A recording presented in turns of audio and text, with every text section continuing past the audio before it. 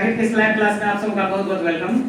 मैं सुमन जुड़ चुका हूँ आपके साथ और आज डिस्कस करने वाले हैं इनऑर्गेनिक केमिस्ट्री में टाइप्स ऑफ स्मेल्टिंग में सबसे अंतिम वाला भाग है ना, जिसका नाम है इलेक्ट्रोलाइटिक रिडक्शन। कौन सा? Electrolytic reduction.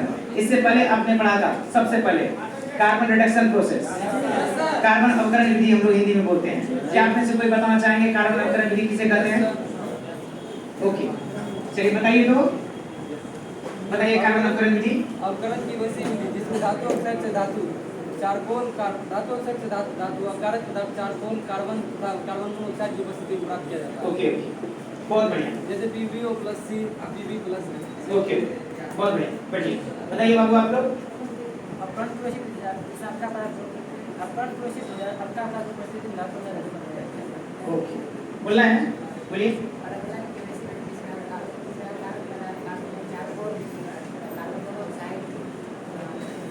चलिए, बहुत बढ़िया, बोलो बाबू। यस, अब आप लोगों से मेरा सवाल है, जो लोग खड़े हैं ठीक ना, फटाफट हमको जवाब देंगे। कार्बन अवकरण विधि में अवकारक पदार्थ या रिड्यूसिंग एजेंट रूप में क्या लेते हैं?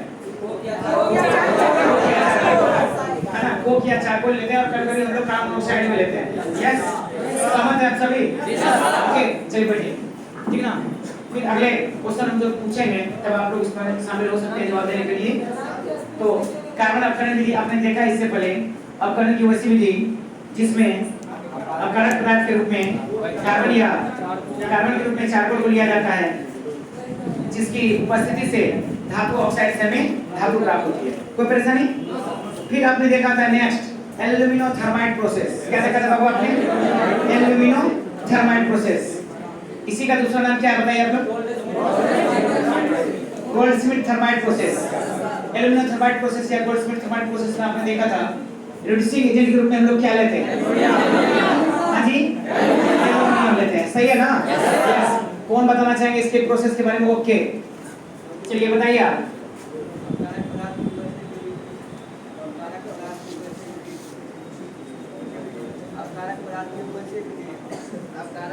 एल्युमिनियम लिया जाता है, इसके बाद धातु ऑक्साइड धातु में बदल जाता है, इसको एल्युमिनियम।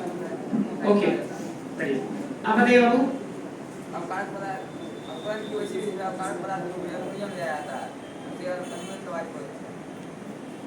ओके, बहुत ही सिंपल तरीके से हम बोल सकते हैं इसको, alumino thermite process, the process of reduction in which aluminium is taken just as a reducing agent through which metal oxide is converted into metal. Hindi में अगर बोले तो हम बोलेंगे इसे एल्यूमिनो थर्माइट विधि अवकरण की वैसी विधि है जिसमें धातु ऑक्साइड से धातु में तब प्राप्त होती है जब हम अवकारक पदार्थ के रूप में क्या लेते हैं? एल्यूमिनियम लेते हैं। सही है ना? ओके, तो देखिए आपने ये दो तो समझ लिया बहुत बढ़िया तरीके से। तीसरा आपका क्या था? बोलिए। Yes, auto reduction. क्या था आपका तीसरा? Auto reduction. ऑटो रिडक्शन जिसे हम हिंदी में बोलते हैं स्व अवकरण। कौन बताना चाहेंगे स्व अवकरण के बारे में? चलिए, देर नहीं करते हुए हम मौका दे रहे हैं उनको, चांस हम उनको दे रहे हैं जो अभी तक इस में शामिल नहीं हुए। ओके, तो सबसे पहले हम उनसे उधर से जाना चाहेंगे। आप लोग एक बार बढ़ जाइए तो सामने से। बहुत सारे में व्यूअर्स हैं जो कि एकदम बिल्कुल जवाब देने के लिए तैयार हैं। आप बताइए। अवकरण की वैसी विधि जिसमें अवकारक पदार्थ की आवश्यकता नहीं होती है। ओके, सही है ना? बताइए आप लोग। एक बार बोल दीजिए बिल्कुल सारे लोग।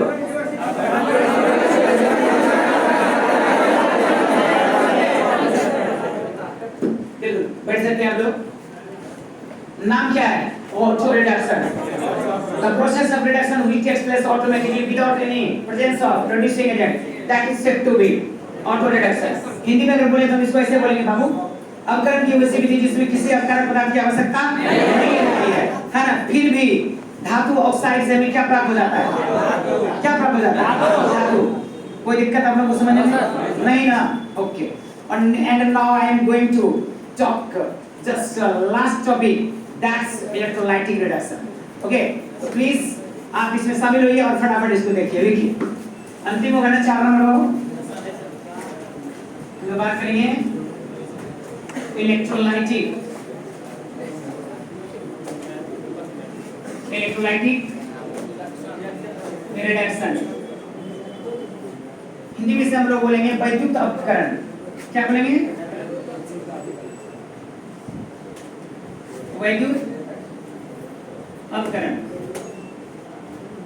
अब देखो बाबू, यहाँ ध्यान से, यहाँ पे कितने शब्द आपको मिल रहे हैं? कितने वर्ड हैं? दो। एक हो गया इलेक्ट्रोलाइटिक एंड हो गया रिडक्शन।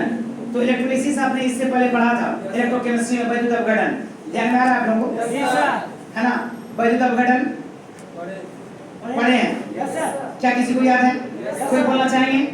ओके ओके, चलिए बताइए आप। What is electrolysis? either Hindi और इंग्लिश, यू में से बताइए।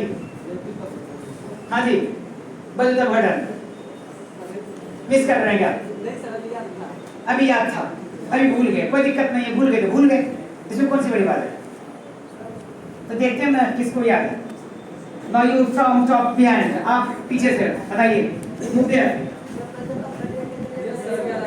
Just minute.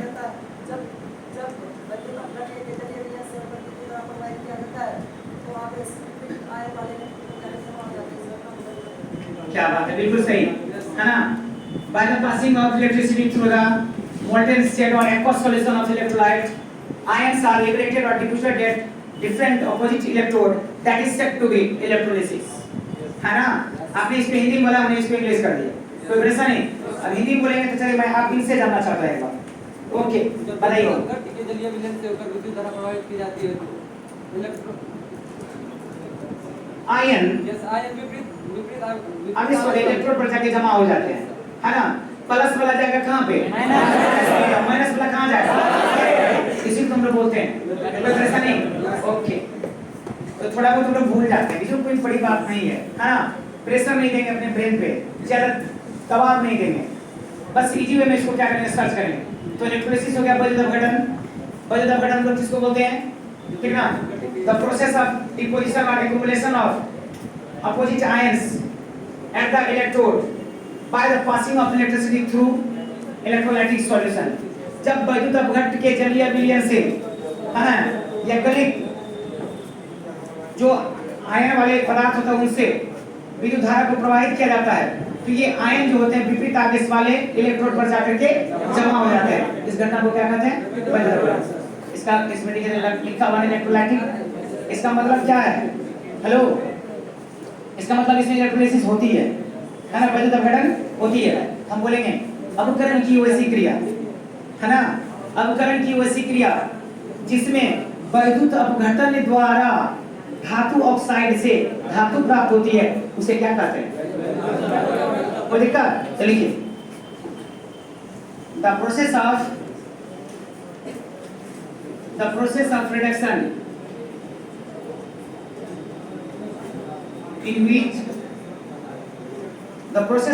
in which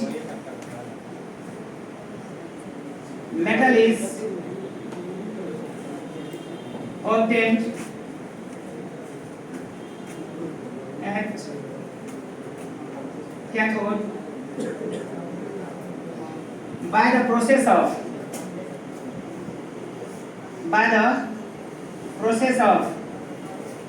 electrolysis is called electrolytic reduction। Hindi में लिखेंगे, हिंदी वाले लिखिए, अपघटन की वैसी विधि, अपघटन की वैसी विधि जिसमें वैद्युत अपघटन क्रिया द्वारा, जिसमें वैद्युत अपघटन क्रिया द्वारा धातु कैथोड पर प्राप्त होते हैं।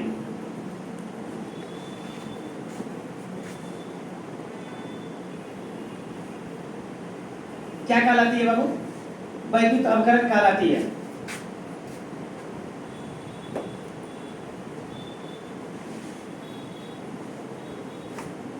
चलिए एक बार हम लोग इसको देख लेते हैं, हिंदी को कंफर्म हो लेते हैं। अपघटन की वैसी विधि जिसमें वैद्युत अपघटन की क्रिया द्वारा या वैद्युत अपघटन क्रिया द्वारा धातु कैथोड पर प्राप्त होते हैं, वैद्युत अपघटन कहलाती है।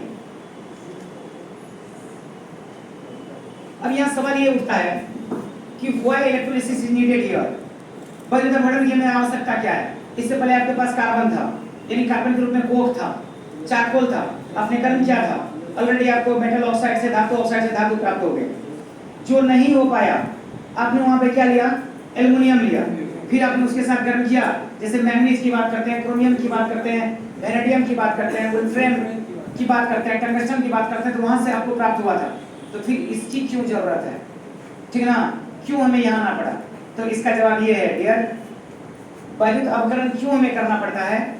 कुछ धातु के ऑक्साइड ऐसे होते हैं, ठीक ना, कुछ धातु के ऑक्साइड, धातु के हैलाइड और एल्युमिनियम के ऑक्साइड ऐसे होते हैं जिनमें ऑक्साइड जो होते हैं, इनके ऑक्सीजन जो इनके साथ जुड़े होते हैं काफी स्टेबल होते हैं, समझते हैं ना, काफी अस्थायी होते हैं।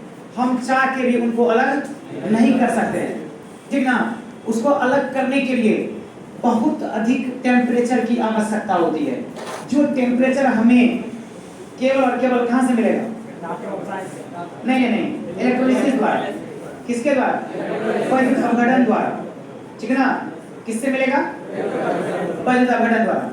दूसरा यहाँ पे सवाल ये है, दूसरा ये कि ये जो धातु ऑक्साइड होते हैं या धातु के हैलाइड होते हैं, ठीक ना, या धातु के हाइड्रोक्साइड होते हैं, इनसे जो हम प्राप्त करना चाहेंगे धातु, तो दिक्कत क्या है? अगर हम इसकी जगह कार्बन से दे के गर्म करेंगे, क्या देंगे?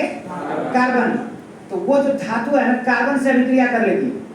क्या करेगी? कार्बन से अभिक्रिया कर लेती है। अलग क्या करेगी? वो खुद उससे जो है ना अभिक्रिया कर लेती है और बना देती है धातु कार्बाइड। क्या बना देगी? धातु कार्बाइड, यानी मेटल कार्बाइड बना देती है। अगर हम सोडियम लेंगे तो बन जाएगा सोडियम कार्बाइड, एल्युमिनियम लेंगे तो एल्युमिनियम कार्बाइड, कैल्शियम लेंगे तो कैल्शियम कार्बाइड। तो हम उसको भेजे थे क्या चीज करने के लिए? कार्बन को कुछ करने के लिए भेजे थे, अलग करने के लिए। वहां जाके क्या किया? दोस्ती कर लिया। हमने किसी को भेजा था, भाई जाओ वहां और झगड़ा को बढ़ा देना है, वो क्या कर वहां पे क्या कर लिया? उसी के साथ जुड़ गया। अरे पगला, तू मेरे पक्ष में है कि उसके पक्ष में है? तू जाके देखते उधरे हो गया। तो same situation is created here. यहाँ भी यही बात हो जाती है, ठीक है ना। अब जैसे मैं आपको दिखा रहा हूँ, अब देख लो थोड़ा सा।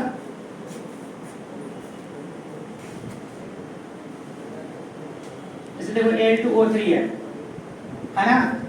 अगर आप इसके साथ कार्बन को गर्म करोगे ना, ठीक ना, ये कार्बन को क्या करना चाहिए? ऑक्सीजन हटा देना चाहिए, CO2 बन जाती, लेकिन CO2 नहीं बनता है। क्या होता मालूम? ये एल्युमिनियम ना कार्बन के साथ अभिक्रिया कर लेती है, ठीक ना, और एल्युमिनियम कार्बाइड बनाती है। क्या बनाती है? Aluminium carbide. क्या बना देती है? Aluminium carbide, AlC। देखो आप यहाँ, ये क्या बन गया? Aluminium carbide. अब किस लिए भेजे थे कार्बन को? इसको अलग करने के लिए ना। और ये क्या किया यहाँ पे? खुद इसके साथ जुड़ गया। समझ में आ रहा है ना? तो इसीलिए हम कार्बन को या कोक को, ठीक ना, इनके साथ गर्म नहीं करेंगे। ओके, तो जानना चाहेंगे आप कि कौन कौन से ऐसे मेटल ऑक्साइड हैं, धातु ऑक्साइड हैं, ठीक है ना, या धातु के हैलाइड हैं, मेटल हैलाइड हैं, जो वैद्युत अपघटन की क्रिया से गुजरते हैं। तो चलिए इसके लिए हम आपको बताते हैं। इसके एग्जांपल में, इसका एग्जांपल हम लोग देखेंगे कौन कौन से होते हैं। ग्रुप 1 एंड ग्रुप 2 के मेटल ऑक्साइड। तो ग्रुप 1 एंड ग्रुप 2 में आप आइए, कौन कौन है, थोड़ा सा बात करिए। तो ग्रुप 1 आप जान रहे हैं, ग्रुप 1 समझते हैं, हाई लीना करब सफर, ठीक है ना। अब देखिए, hydrogen, lithium, sodium, potassium, rubidium, caesium, francium. अब आप यहाँ पे देखो, ये ग्रुप 1 के एलिमेंट है, ग्रुप 1 एलिमेंट है। अगर हम इसमें बात करें तो हाइड्रोजन केवल नॉन मेटल है, अधातु है, बाकी सभी के सभी क्या है? धातु है। तो हम हाइड्रोजन को यहाँ से छांट देते हैं।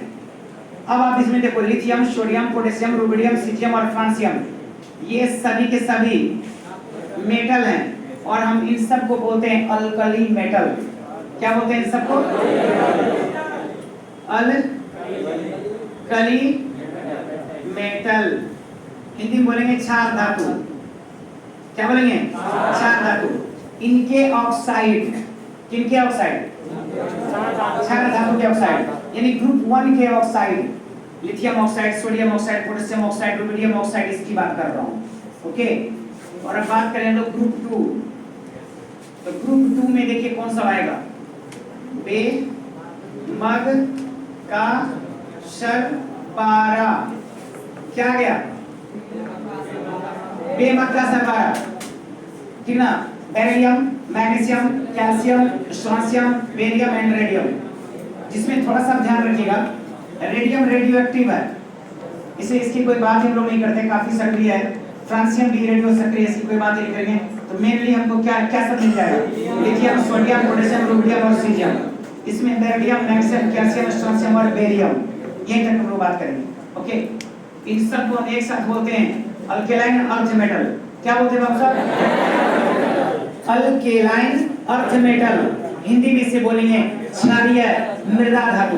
क्या बोलते हैं इसको? तो बेमग का सरवारा को क्या बोलेंगे? इन सबको एक साथ हम बोलेंगे, इसको छोड़ करके, इसके लिए तो नाम आपने देखा ना, कौन? इतना, इनको हम लोग बोलेंगे, फ्रांसियम को छांटी दीजिए। ओके, और यहाँ तक रेडियम को छांट के बात करिए। इस सबको हम लोग क्या बोलेंगे? Alkaline earth metal. Okay, Hindi बोलेंगे क्षारीय मृदा धातु। तो देखो एग्जाम्पल हमारा क्या आ जाएगा? ग्रुप 1 के ऑक्साइड, यानी ग्रुप 1 के धातु के ऑक्साइड, ग्रुप 2 के धातु के ऑक्साइड एवं एल्युमिनियम, ठीक है ना, के ऑक्साइड, या इनके हाइड्रोक्साइड, या इनके हैलाइड, जैसे आपने पढ़ा होगा सोडियम क्लोराइड, ठीक है ना। ये सब जो होते हैं क्या करते हैं? वैद्युत अवकरण क्रिया द्वारा हमें धातु प्रदान करते हैं, ठीक ना। तो चलिए एग्जांपल हम लिख लीजिए फटाफट। यहाँ लिखिए oxide, oxide of group 1 metal and group 2 metal. Hindi में ग्रुप 1 के धातु ऑक्साइड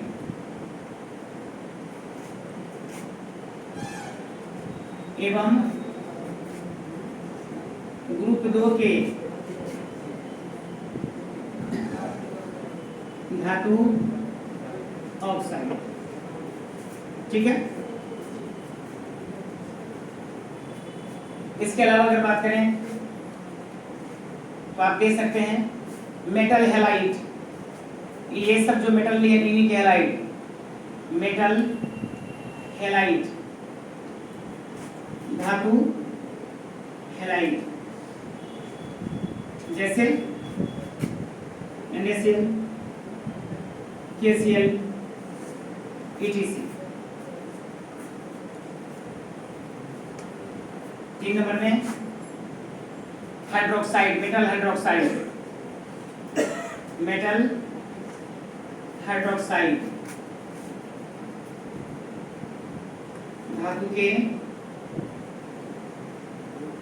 हाइड्रोक्साइड, जैसे दिखा दीजिए सोडियम हाइड्रोक्साइड इटसेल्फ।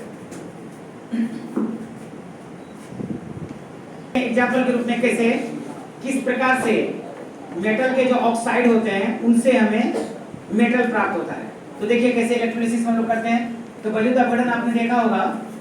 अब यहाँ एक बार ध्यान दीजिए चित्र को, ये डायग्राम है, ये आप देख रहे हैं घेसेल है, बर्तन या पात्र जिसे आप बोलते हैं हिंदी में। इसमें देखो मेटल के 2 प्लेट हैं। मेटल का वो प्लेट जो बैटरी के पॉजिटिव टर्मिनल से जुड़ा रहता है उसे हम लोग क्या बोलते हैं? एनोड। क्या बोलते हैं? एनोड। जो बैटरी के धन ध्रुव से जुड़ा रहता है उसे क्या बोलते हैं? एनोड। जो बैटरी के ऋण ध्रुव से जुड़ा रहता है उसे कैथोड कहते हैं, है ना? और आपको ये भी बात पता है, एनोड और कैथोड जिसको एक साथ हम लोग इलेक्ट्रोड कहते हैं, वैद्युत अपघट यानी इलेक्ट्रोलाइट के एक्वस सॉल्यूशन में जलीय विलयन में डूबे होते हैं, है ना? तो चलो इसको डुबा देते हैं हम लोग। एक्वस सॉल्यूशन में ये क्या है? डूबा हुआ है। चलिए अब यहाँ ध्यान दीजिए, एनोड पे कौन चार्ज हुआ? प्लस, और कैथोड पे क्या हुआ? है ना? यानी एनोड हो गया आपका प्लस, कैथोड क्या हो गया? माइनस। अब उसको वहीं छोड़ दीजिए। ये जो आप देख रहे हैं फिगर, इसे आपने इलेक्ट्रोकेमिस्ट्री में पढ़ा है। Yes sir. फिर दोबारा से यहाँ पे कुछ जरूरत पड़ गई है, एप्लीकेशन ऑफ इलेक्ट्रोलिसिस, वैद्युत अपघटन का प्रयोग में आ गया यहाँ पे। तो यहाँ देखिए, ये जो बर्तन है, ये जो पात्र है जिसमें वैद्युत अपघटन की क्रिया होती है, इलेक्ट्रोलिसिस होती है, इसे हम लोग क्या कहते हैं? कौन सा पात्र? उसे हम लोग बोलते हैं इलेक्ट्रोलाइटिक सेल, वैद्युत अपघटनी शेल बोलते हैं, है ना? जैसे हम लोग बोलते हैं ना दूध जिसमें बॉयल करते हैं जिस बर्तन में, उसको बोलते हैं दुधाह बर्तन। जिस बर्तन में मछली फ्राई करते हैं उसको मछाह बर्तन। जिस बर्तन में, जिस पात्र में इलेक्ट्रोलिसिस या वैद्युत अपघटन की क्रिया संपन्न होती है उसको हम लोग कहते हैं इलेक्ट्रोलाइटिक सेल। क्या बोलते हैं? Electrolytic cell. हिंदी में बोलते हैं वैद्युत अपघटनी सेल। कोई सब? No sir. अब उस चित्र को वहीं पे छोड़िए, हमें इससे हेल्प मिलेगी बहुत सारी। हम बात करते हैं एग्जांपल के रूप में एल्यूमिना Al2O3। ये आप देखो, एल्यूमिना या एल्युमिनियम ऑक्साइड, डायल्युमिनियम ट्राइऑक्साइड या एल्युमिनियम ऑक्साइड, कोई और इसके अलावा होता नहीं है इसका, ठीक है ना? इसको हम क्या करेंगे, इससे ऑक्सीजन को अलग करेंगे तो हमें एल्युमिनियम प्राप्त हो जाता है। कैसे? देखते हैं। Al2O3 लिया, इसको गर्म करेंगे, हेलो, गर्म करेंगे तब तो पिघलेगा।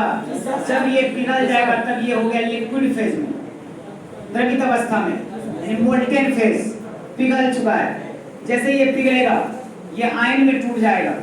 क्या चीज टूट जाएगा? आयन में। एल्युमिनियम एटॉमिक नंबर परमाणु संख्या इसका 13 होता है, 13। 3 इलेक्ट्रॉन को अगर ये लूज करेगा, 3 इलेक्ट्रॉन को जब ये त्याग करता है तो सीधे सीधे ये बन जाएगा नियॉन की तरह। 10, 13 में से 3 गया 10, है ना? इसलिए ये क्या करेगा बंदा, मतलब बंदा मैंने किसकी बात कर रहा हूँ मैं? एल्युमिनियम की बात कर रहा हूँ, है ना? तो इनके पास बचेंगे कितने इलेक्ट्रॉन? 10 बचेंगे नियॉन की तरफ। तो देखो यहाँ पे एल्युमिनियम ने क्या किया? 3 इलेक्ट्रॉन को लूज किया। ओके, अब हम बात करते हैं ऑक्सीजन। Al2O3 में ऑक्सीजन है, ऑक्सीजन का एटॉमिक नंबर परमाणु संख्या 8, और ये 2 इलेक्ट्रॉन को ग्रहण करेगा, एक्सेप्ट करेगा, 8 2 10 नियॉन की तरह हो जाता है। तो ये 2 इलेक्ट्रॉन को ग्रहण करता है, एक्सेप्ट करता है, क्या करता है? सिर्फ 2 माइनस। कोई सा? इसमें 3 प्लस, इस पे 2 माइनस। अभी हम क्या करते हैं ना, ये बैलेंस, चार्ज बैलेंस नहीं है, यहाँ 3 प्लस है तो वहाँ 2 माइनस है। एक काम कर लेते हैं, इधर देखिए एल्युमिनियम कितने हैं? 2, तो 2 से मल्टीप्लाई कर दीजिए, पीछे 2 से गुना कर दो, 2 से मैंने मल्टीप्लाई कर दिया। अब देखो तो 3 दूनी 6 प्लस, इसको हम 3 से कर देंगे। क्यों करेंगे? क्योंकि यहाँ ऑक्सीजन कितने हैं? 3, तो 3 दूनी 6, 3 दूनी 6 प्लस 3 दूनी 6 माइनस, बैलेंस है ना? ओके, बाबू एक बार ध्यान दीजिए, ये जो आप देख रहे हो Al पर 3 प्लस है, ये प्लस वाला चार्ज वाला है या माइनस वाला है? स्पष्ट है प्लस वाला है। तो प्लस वाले को हम लोग बोलते हैं cation. A particle which carry positive charge that is said to be cation. क्या बोलेंगे? धन आवेशित कण को क्या कहते हैं? तो ये आपका हो गया कैटायन, हिंदी में बोलेंगे धनायन, राइट? और ये आपका देखिए नेगेटिवली चार्ज पार्टिकल, ऋण आवेशित कण है, इसको हम लोग क्या बोलेंगे? एनायन, हिंदी में ऋण आवेशित कण को हम लोग कहते हैं ऋणायन। ओके, अब क्या है ना, प्लस वाले का आकर्षण किधर होगा? माइनस वाले इलेक्ट्रोड की ओर। प्लस वाले का माइनस वाले की ओर आकर्षण होता है, और माइनस वाले का प्लस वाले की ओर आकर्षण होता है। तो यहाँ आप देखिए, ये जो कैटायन है, कैटायन प्लस वाला, ये किधर मूव करेगा? एनोड पर या कैथोड पर?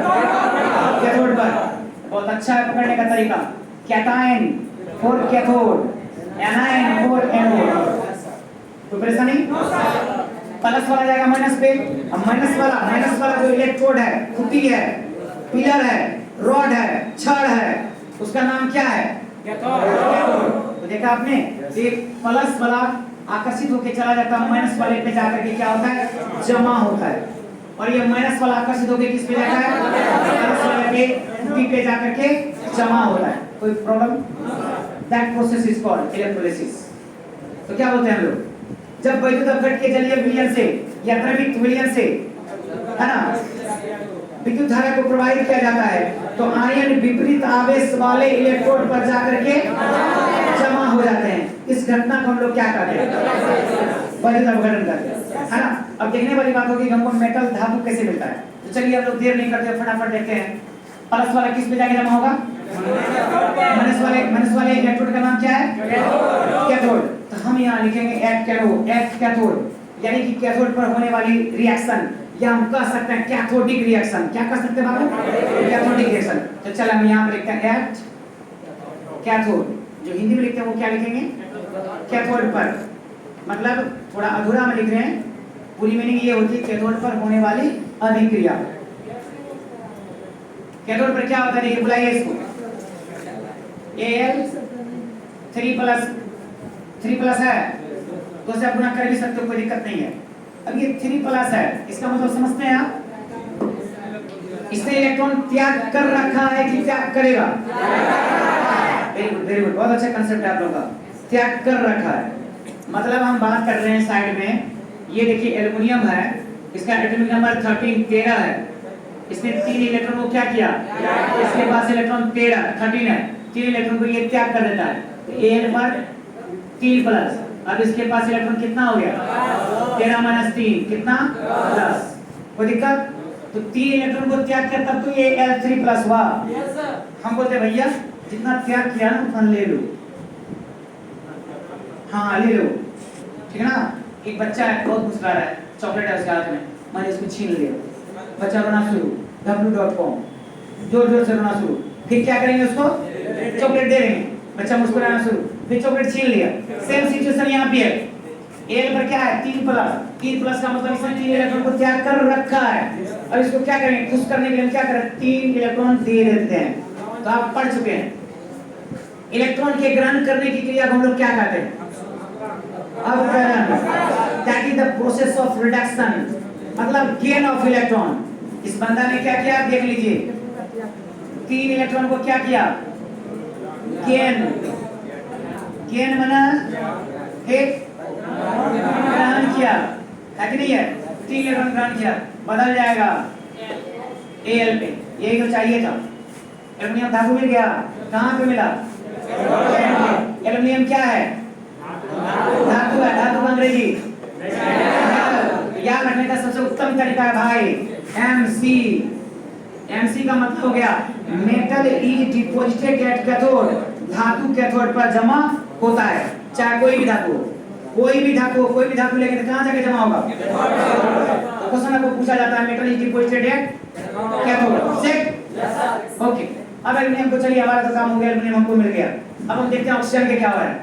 तो ऑक्सीजन देखिए कौन सा चार्ज है? कौन सा चार्ज है भाई? Minus charge. सबको लग रहा है ना? राइट। तो माइनस चार्ज है, ये किसकी ओर आकर्षित होके जाएगा? प्लस की ओर। तो प्लस का नाम क्या है? इसलिए हम यहाँ लिखेंगे एट एनोड। यहाँ हम लिख सकते हैं एनोडिक रिएक्शन, यानी एनोड पर होने वाली अभिक्रिया। तो लिख दे एनोड पर, यानी एनोड पर होने वाली क्रिया। बुलाइए उसको। O पर क्या है? 2-। और आपको पता होगा when any element receives electron then it gets negatively charged। जब कोई तत्व इलेक्ट्रॉन को ग्रहण करता है तो उस पर कौन सा चार्ज आता है? माइनस। क्या आता है? और आपको ये भी पता होगा कौन एक्सेप्ट करते हैं इलेक्ट्रॉन को? मेटल की नॉन मेटल? मेटल की नॉन मेटल? Non metal. क्यों? क्योंकि अधातु के बारे में आपको पता होना चाहिए। इससे पहले भी हम लोगों ने पढ़ा है, देखा है। 3 ध पे बात करेंगे, ध्यान दीजिए। यहाँ पे ध से धातु, ध से धनी, ध से धनायन, 3 ध, ध्यान दिया, ध से ध्यान भी दीजिए। तो ध से भाई ध्यान देते हुए देखिए एक बार, ध से धातु, ध से धनी, ध से धनायन। हम ऐसे बोलेंगे, धातु वैसे तत्व होते हैं जिनके पास इलेक्ट्रॉन की अधिकता होती है, मतलब इलेक्ट्रॉन रिच होते हैं और बड़ी आसानी से इलेक्ट्रॉन को लूज करके त्याग करके धनायन में यानी कि कैटायन में कन्वर्ट कर जाते हैं। कोई परेशानी?